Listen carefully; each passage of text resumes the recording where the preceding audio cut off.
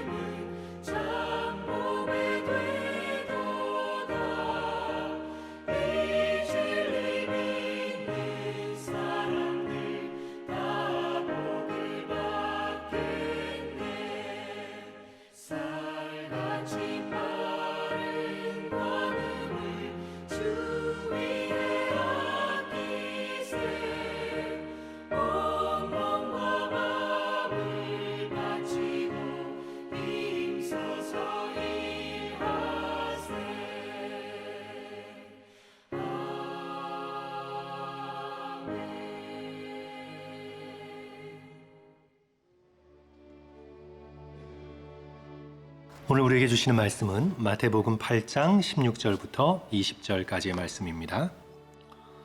저물매 사람들이 귀신 들린 자를 많이 데리고 예수께 오거늘 예수께서 말씀으로 귀신들을 쫓아내시고 병든 자들을 다 고치시니 이는 선지자 이사야를 통하여 하신 말씀에 우리의 연약한 것을 친히 담당하시고 병을 짊어지셨도다 함을 이루려 함이더라. 예수께서 무리가 자기를 애워싸는 것을 보시고 건너편으로 가기를 명하시니라.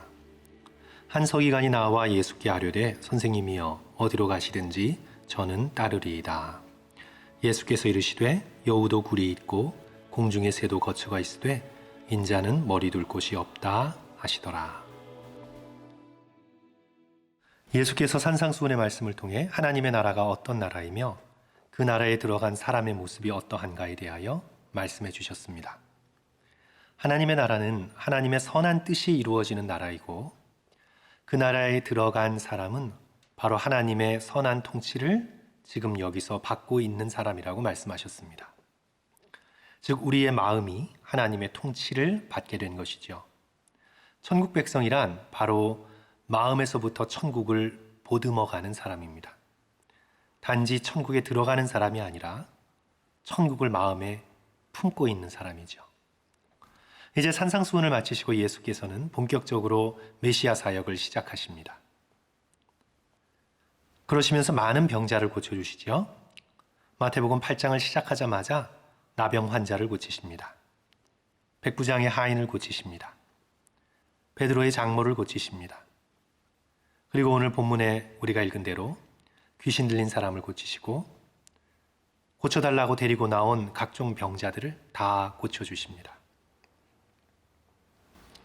그러면서 예수님의 인기는 하늘을 찌를 듯 했습니다. 여지껏 이런 능력을 본 적이 없었습니다. 사람들이 점점 몰려듭니다. 예수님을 애워쌉니다. 이 장면을 보고 그때 한 사람이 나와서 내가 예수님을 따르겠다고 예수님의 제자가 되겠다고 나섭니다. 그 사람의 직업은 서기관이었습니다. 19절 한 서기관이 나와 예수께 아뢰되 선생님이여 어디로 가시든지 저는 따르겠습니다. 이 서기관이 왜 예수님을 따르려 했을까요? 겉모습만 보고 그런 겁니다. 겉으로 보니까 예수님이 대단해 보였거든요. 병을 고치는 이 놀라운 초능력을 가지고 계신 분이라는 걸 두 눈으로 보았습니다. 나도 저 비법을 배우면 나도 저분처럼 대단한 사람이 되겠구나 생각했을 겁니다. 사람들이 예수님을 애워쌀 정도로 몰려듭니다. 와, 나도 저분을 따르면 나중에 영향력 있는 사람이 될 수 있겠구나. 어쩌면 후에 드러나게 된 예수님의 제자들처럼 예수님이 권력을 쟁취하는 날 한 자리 차지할 생각이었는지도 모릅니다. 한마디로 자기 만족을 위해서 예수님의 제자가 되려고 한 겁니다. 예수님께서 이런 서기관의 환상을 깨어버리십니다. 20절 보시면 예수께서 이르시되 여우도 굴이 있고 공중의 새도 거처가 있으되 인자는 머리 둘 곳이 없다 하시더라. 예수께서는 세상을 집으로 삼지 않으신다는 말씀이지요. 하나님의 나라, 성부 아버지의 뜻이 이루어지는 그 나라만이 예수님의 거처라고 말씀하시는 겁니다. 고대 세계에서 스승이 학생을 모집하는 방법은 지원자들을 자신의 거처로 데려가는 거였습니다. 스승이 거하는 집이 크면 클수록 또 학생을 가르치는 교실이 크면 클수록 유능한 선생이라 평가받았습니다. 그래서 지원자들이 스승의 거처에 가보고는 유능한 선생님이시구나. 우리도 열심히 배우면 이 선생님처럼 나중에 뛰어난 교수가 될 수 있겠구나. 그래서 제자가 되기로 결정합니다. 어떤 스승들은 능력이 안 되는데도 빚을 내서 좋은 곳을 꾸밈으로 학생들을 유인합니다. 그래야 수업료를 받아 생활할 수가 있게 되거든요. 그런데 오늘 본문 말씀에서 예수께서는 예수님을 따르겠다고 나서는 지원자에게 나는 집이 없다라고 말씀하는 겁니다. 공중의 새보다도 여우보다도 가난하다 말씀하시는 거죠. 그러니 이 세상에서 편하게 살 목적으로, 성공할 목적으로 나를 쫓지 마라.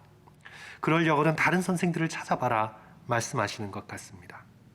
하나님의 나라는 세상의 성공과 세상의 평안함과는 다르다는 선언이십니다.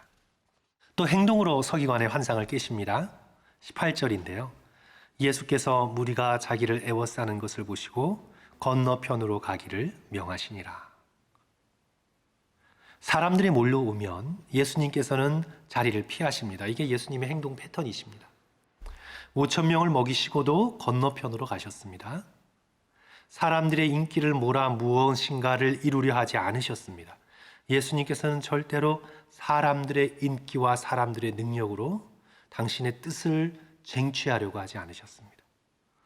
요한복음 6장을 보시면 5,000명을 먹이신 기적 후에 사람들이 예수님을 찾아 억지로 왕으로 삼으려고 하지요. 예수께서 어떻게 말씀하십니까? 6장 15절. 그러므로 예수께서 그들이 와서 자기를 억지로 붙들어 임금으로 삼으려는 줄 알고 다시 혼자 산으로 떠나가시니라. 사람들이 다시 예수님을 찾지요. 예수님을 찾아온 자들에게 말씀하십니다. 26절, 27절. 예수께서 대답하여 이르시되 내가 진실로 진실로 너희에게 이르노니 너희가 나를 찾는 것은 표적을 본 까닭이 아니요 떡을 먹고 배부른 까닭이라. 썩을 양식을 위하여 일하지 말고 영생하도록 있는 양식을 위하여 하라. 성도 여러분, 오늘 우리는 왜 예수님을 찾고 있나요?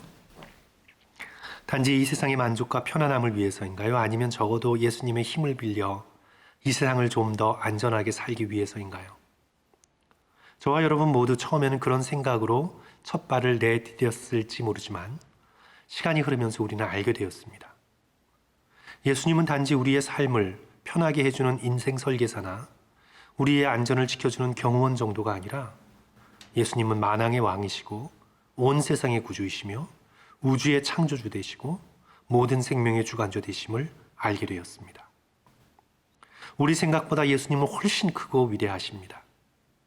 길어야 100년도 못 사는 이 세상의 편안함이 아니라 지금부터 영원토록 우리에게 참 생명을 주시는 분, 이 땅에서는 꿈도 꾸지 못할 풍성한 생명을 우리에게 선물로 주시는 분, 이 세상뿐 아니라 모든 우주적인 악을 무찌르시고 이 땅에 하나님의 나라의 영광을 가져다 주실 분임을 우리는 알게 되었습니다.